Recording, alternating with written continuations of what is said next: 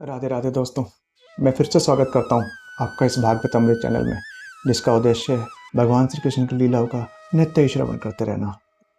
पिछले एपिसोड में हमने सुना किस तरह भगवान श्री कृष्ण ने सक्टासुर और तृणाव्रत का उद्धार किया। तो चलिए आज के एपिसोड में प्रवेश करते हैं। गर्गाचार्य जी महाराज, जो यदुवंशियों के कुल पुरोहित थे, श्री वासुदेव जी महाराज की प्रेरणा पाकर वे नंद बाबा के घर में पहुँचते हैं।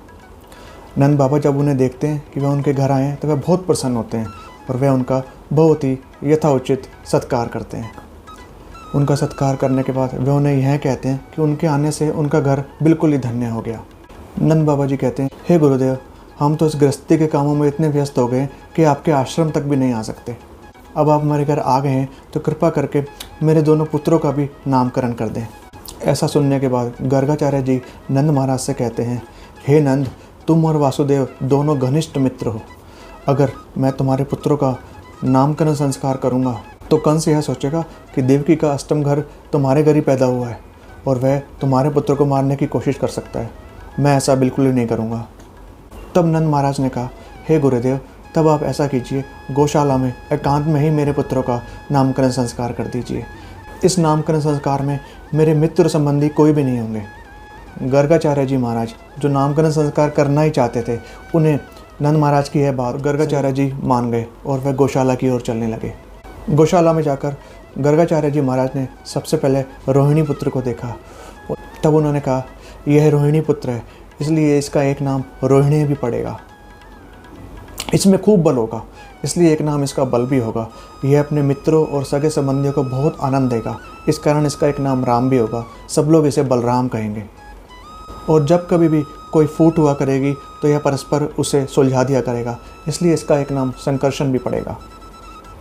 और यह जो दूसरा, जो कृष्ण रंग का है, यह तो हर युग में अवतार लेता है। पिछले युगों में इसने श्वेत, रक्त और पीत रंगों को ग्रहण किया है और इस युग में इसने कृष्ण रंग को ग्रहण किया है, इसलिए इसका नाम कृष्ण पड़ेगा। यहाँ गर्गाचार्य जी महाराज कृष्ण की आज्ञा अनुसार नंद बाबा को खुलकर यह नहीं बता रहे हैं कि वह ही परमेश्वर हैं, वह ही भगवान है। अब गर्गाचार्य जी महाराज आगे कहने लगते हैं। वह कहते हैं कि पिछले जन्म में यह वासुदेव का भी पुत्र था, इसलिए कुछ लोग इसे श्रीमान वासुदेव भी कहेंगे। जैसे जैसे कर्म आपका पुत्र करता जाएगा, वैसे वैसे इसके हजारों नाम बढ़ते हैं। मैं तो इसके सारे नामों को जानता हूँ, आप सब नहीं जानते। जब जब तुम बड़ी बड़ी विपत्तियों में पड़ोगे तो यह तुम्हें सारी विपत्तियों से निकाल लेगा। और गर्गाचार्य महाराज ने तो यह भी कह दिया कि तुम्हारे पुत्र में नारायण के समान सारे गुण विद्यमान हैं। अब तुम सावधानी से अपने पुत्र की रक्षा करो। ऐसा कहकर गर्गाचार्य जी महाराज अपने आश्रम को लौट गए। तो चलिए भगवान श्री कृष्ण की बाल लीलाओं में प्रवेश करते हैं। श्री सुखदेव जी महाराज जी परीक्षित जी महाराज को कहते हैं कि अब राम और श्याम ने, यानी कृष्ण और बलराम ने, घुटनों पर चलना शुरू कर दिया है। अब वो घुटनों पर चलते चलते गोकुल की गलियों में निकल जाते हैं और रास्ते में जाते जाते वह कीचड़ में ही अपने शरीर को सना लेते हैं। कभी कभी तो वो ऐसे लोगों के पीछे चले जाते हैं जिन्हें वे जानते भी नहीं। जब उनके पास जाकर उन्हें पता लगता है कि मैं तो इसे जानता नहीं, तब वे लौटकर वापस अपनी मैया की गोद में आने लगते हैं।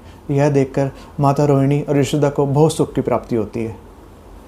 बलराम और श्री कृष्ण के पैरों में बड़ी सुंदर पायल बंधी हुई है, जिससे बड़ी सुंदर ध्वनि निकलती रहती है और सभी गोपियाँ और सभी गोप उनको सुनकर बहुत ही आनंद को प्राप्त करते रहते हैं। और कभी कभी यह दोनों बालक दूध पीते हुए अपनी माताओं की तरफ देखते हुए बड़े ही सुंदर प्रसन्नता से मुस्कुराने लगते हैं, जिन्हें देखकर दोनों मैयाओं को बहुत आनंद की प्राप्ति होती है। अब सुखदेव जी महाराज कहते हैं, अब ये बालक थोड़े से और बड़े होने शुरू हो गए हैं। अब जैसे ये बड़े होने शुरू हुए हैं, अब इनकी शैतानियाँ भी बढ़ती जा रही हैं। कभी कभी ये क्या करते हैं, बछड़ों की पूँछों को पकड़ लेते हैं और जब बछड़ा भागने लगता है तो वह इन दोनों को घसीट कर अपने साथ ले जाता है। और कभी कभी ये बालक क्या करते हैं, जितने भी सींग वाले पशु हैं उनके सींगों को पकड़ के उनके साथ शरारत शुरू कर देते हैं। और कभी कभी दांतों वाले जैसे कुत्ता आदि उनके साथ पकड़ के खेलने लगते हैं। और कभी कभी ये गड्ढों से गिरते हुए बचते हैं, कभी कभी ये कांटों के पास जाते हैं और वहाँ से बच जाते हैं। यह सब देखकर ये दोनों की मैया इन्हें खूब डांटती है, पर ये दोनों नहीं मानते। अब धीरे धीरे भगवान श्री कृष्ण ने माखन चोरी की लीला शुरू करनी है, तो इसकी प्रैक्टिस वो घर में ही शुरू करते हैं। एक बार की बात है, किसी कार्यवश माता यशोदा घर से बाहर कहीं गई हुई थी। तब भगवान श्री कृष्ण घर में माखन चुरा लेते हैं और माखन चुराते समय वह खम्भ में अपने प्रतिबिंब को देख लेते हैं और डर जाते हैं और उस प्रतिबिंब को कहते हैं कि तुम मैया से ना कहना, जितना माखन मैं खा रहा हूँ उतना ही मैं तुझे भी दे दूँगा, ठीक है। तो इतनी देर में मैया घर पर वापस आ जाती है, और जैसी मैया आ जाती है तब वे मैया को अपने प्रतिबिंब की कंप्लेंट करने लगते हैं। कहते हैं मैया यह देखना हमारे घर में कहाँ से आ गया है, बिल्कुल मेरी तरह दिखता है, मेरी बात बिल्कुल नहीं सुनता है, जितना क्रोध मैं करता हूँ उतना ही क्रोध करता है। वह यह सारी बात यशोदा मैया को तोतली आवाज़ में कह रहे होते हैं और कहते हैं मैया तू ऐसा ना सोचना कि मुझे माखन का कुछ लोभ है, नहीं ऐसा कुछ भी नहीं है। यह सब सुनकर यशोदा मैया कृष्ण को गले लगा लेती है। ऐसा एक और वृत्तांत मैं आपको सुनाता हूँ। एक बार दोबारा किसी कार्यवश यशोदा मैया घर से बाहर गई हुई होती है, तभी भगवान श्री कृष्ण घर में माखन की चोरी कर रहे होते हैं। कुछ ही समय में यशोदा मैया वापस आ जाती है और वह कहती है अरे कृष्ण ये तू क्या कर रहा है। और इसी बीच में भगवान श्री कृष्ण माखन से अपने आप को दूर कर लेते हैं और यशोदा मैया को कहते हैं मैया ये जो तूने मेरे हाथ में कंगन बांधा है ना, इसके ऊपर जो अंगराग लगाया हुआ है यह मुझे मेरे हाथों को बहुत जला रहा था, इसलिए उस जलन से अपने आप को बचाने के लिए मैंने अपने हाथों को इन माखन की मटकियों में डाल दिया है ताकि मेरे हाथों को कुछ ठंडक मिले। तू ऐसा ना सोचना कि मैं माखन चुरा रहा था। फिर दोबारा से यशोदा मैया श्री कृष्ण की ऐसी बात सुनकर बहुत खुश होती है और उसे गले लगा लेती है। और जब भगवान श्री कृष्ण ने घर पे पहले माखन चोरी का पूरा अभ्यास कर लिया, तब बाहर जाकर अपने मित्रों के संग उन्होंने माखन चोरी की लीला की है। अब सुखदेव जी महाराज कहते हैं हे परीक्षित, अब भगवान श्री कृष्ण थोड़े और बड़े हो गए हैं और उन्होंने घुटनों पर चलना बंद कर दिया है। अब वो अपने पैरों से अच्छे से चल पाते हैं। अब वो और बलराम अपनी उम्र वाले मित्रों को अपने साथ लेकर बाहर लीला करने के लिए निकल जाते हैं और खूब सारी माखन चोरी की लीला करते हैं। और वह क्या लीला करते हैं, यह सब गोपियाँ आकर यशोदा मैया को कहने लगती है कि सुनो यशोदा मैया, हम आपको बताते हैं क्या क्या करते हैं। हे मैया, तुम्हारे इस कृष्ण को सब पता होता है कि कौन अपने काम के कारण कहाँ जा रहा है और कब वापस लौटेगा। इस बीच में वह अपने मित्रों को और उनकी टोलियों को और साथ में वानरों को भी लेके पहुंच जाते हैं। यह खुद तो माखन खाते हैं और अपने वानरों को भी खिलाते हैं। जब इनका पेट भर जाता है तो उन मटकों को फोड़ देते हैं, और जब घर में इनकी कोई बात नहीं मनती है तो यह हमारे पर गुस्सा करते हैं और वहाँ से भाग जाते हैं।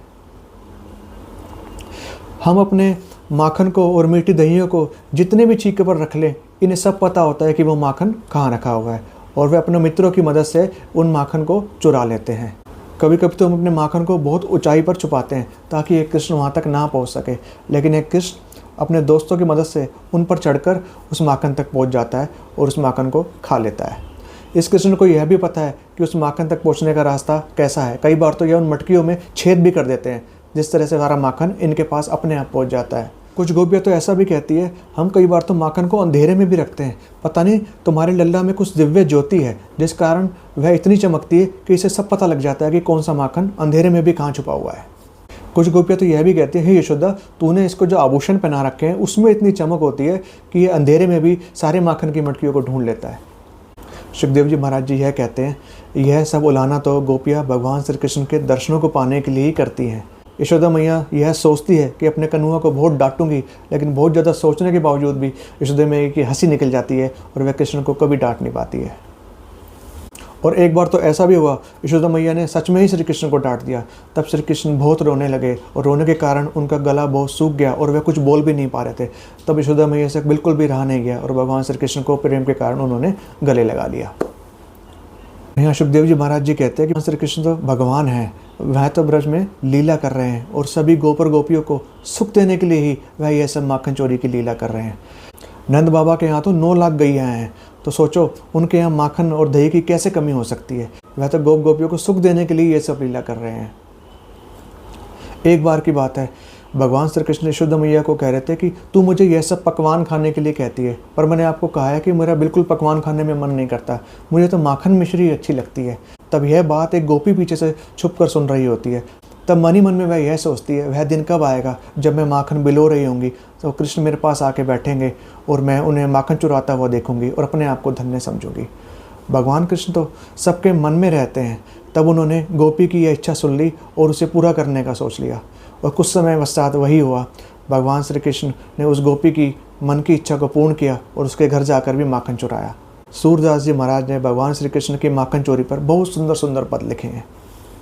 अब सुखदेव जी महाराज जी कहते हैं, एक बार की बात है, भगवान श्री कृष्ण ने मिट्टी खा ली।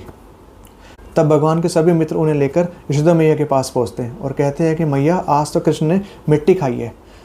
तब यशोदा मैया भगवान श्री कृष्ण को डांटते हुए कहती है कि तूने मिट्टी क्यों खाई, तू तो कहता है तेरे दोस्त झूठ बोल रहे हैं, पर क्या बलराम जी भी झूठ बोल रहे हैं, उन्होंने भी यही कहा है कि तूने मिट्टी खाई है। तब भगवान श्री कृष्ण को यशोदा मैया कहती है कि अपना मुँह खोल।